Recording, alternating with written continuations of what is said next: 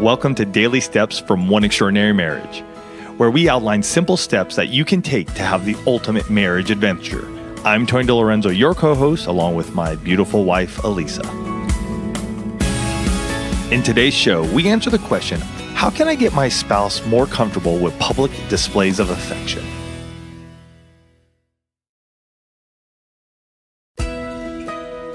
Now, there can be a lot of reasons why someone is not comfortable with public displays of affection. And it's important to understand where your spouse is coming from and also to understand what they are comfortable with. I mean, we've all seen those couples that are seemingly like just draped all over each other, whether you're at a restaurant or at a movie, and you're like, okay, seriously, that's like too much. And then you see couples that are like walking side by side and you can't even tell if they're a couple.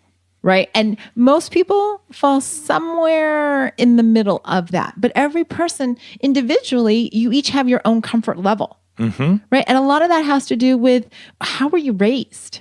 Right. Were you raised in a family that was affectionate? Did you see a lot of affection growing up? I mean, Tony and I were both raised in very affectionate families. Right. You know, you have a big Puerto Rican family, you have a big Italian family. When they get together, everybody's just, you know, hugging and kissing people you don't even know. That's just the way it rolls. Right. And my parents were affectionate. Tony's parents were. So, and that's what we've modeled in our own marriage. I mean, to the point where our kids are like, seriously. And we're like, yes, seriously. But that was even something that came over time for the two of us, because yes, you know, we were 20 somethings when we got married, you know, and we're in that place of going, okay, what does this look like? And every couple has their own identity. True. Right. But that all comes from that modeling. And some people have had bad experiences with, you know, maybe a previous boyfriend or girlfriend where the displays of affection were too much. And so they're like, you know what? I'm good. Like, here's my safety bubble, and we're not going to go inside my safety bubble. And so you start, as you're becoming a married couple, as you're bringing this identity to the two of you, and maybe you are desiring that there be, you know, maybe a little bit more than a handhold when the two of you are out in public. This is a great opportunity for the two of you to have a conversation around this. Right? To not just be angry because, you know, maybe you don't get that arm on your shoulder or that kiss on your cheek or maybe the kiss on the lips when you're out, but to say, how do we navigate this as a team? Because affection, here's the thing with public displays of affection, they take both of you as participants. This is not a one-sided, like it's not all about Tony bringing the affection into our marriage. Here's the thing that's always interesting for me when it comes to public displays of affection. When we're teenagers, or, you know, even in our 20s, maybe even college, whatever, it wasn't uncommon to see it. Right.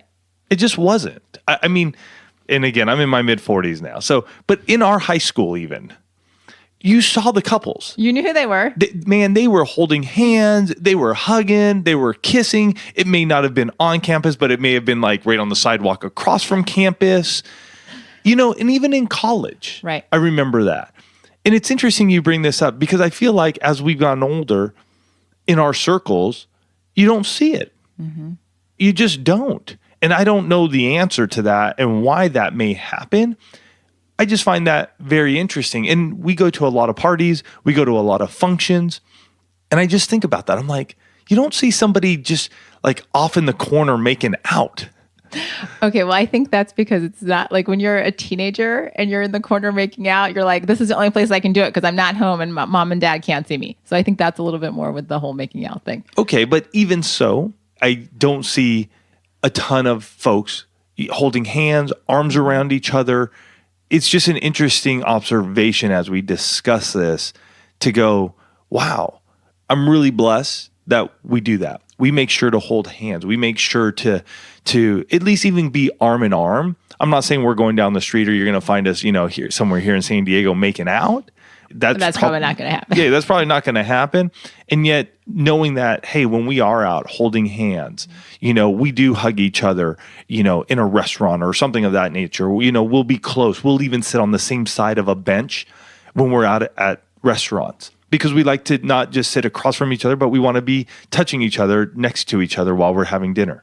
Pretty crazy after 24 years together that we're still doing that. I love it. I love it. I love it.